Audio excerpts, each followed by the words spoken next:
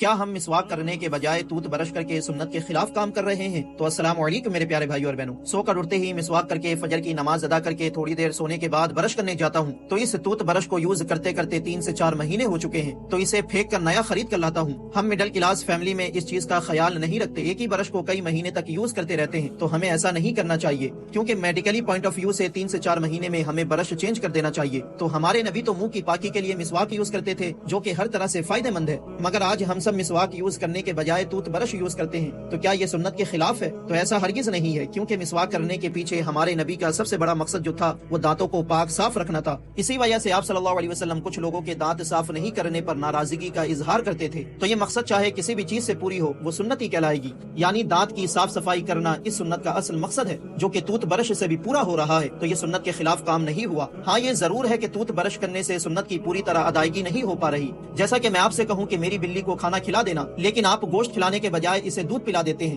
تو آپ نے اس بلی کا پیٹ تو بھر دیا، لیکن آپ کو یہ پتا نہیں تھا کہ میں اسے دودھ اس لیے نہیں پلاتا تھا کیونکہ یہ دودھ اس کے لیے نقصان دہ تھا، تو اس طرح آپ نے اس بلی کو کھانا تو کھلا دیا لیکن پوری طرح آپ نے میرے حکم پر عمل نہیں کیا۔ تو توت برش سے دانت کی صفائی تو ہو رہی ہے لیکن مسواک کے فائدے نہیں اٹھا پا رہے، اس لیے وقت سے پہلے ہی ہمارے دانت جھڑنے لگتے ہیں۔ تو پیارے نبی کی اس سنت کو اپنی زندگی کا حصہ بنا کر اس کے بے شمار فائدے اٹھائیں، اور دن میں کم سے کم ایک بار تو مسواک ضرور کریں۔ اور ہم مسلمانوں کو اپنی حالت کے بارے میں ضرور سوچنا چاہیے کہ دیکھو ہم جس چیز کو میڈیکلی پوائنٹ آف ویو سے دیکھتے ہیں اسے ہر دن ذمہ داری سے فالو کرتے ہیں، اور جس چیز کو ثواب کی نیت سے دیکھتے ہیں اسے صرف رمضان یوز کرتے ہیں۔ حالانکہ مسواک میں ثواب اس لیے ہے کہ اسے ہمارے نبی نے پسند کیا، اور پسند اس لیے کیا کیونکہ اس میں بے شمار میڈیکلی فائدے ہیں۔ تو پیارے نبی کی پسندیدہ چیزوں کو صرف ثواب کی نیت سے مت دیکھو بلکہ اسے میڈیکلی پوائنٹ آف ویو سے بھی دیکھو، تب جا کر ہو سکتا ہے کہ تمہارے اندر اسے یوز کرنے کی ذمہ داری پیدا ہو۔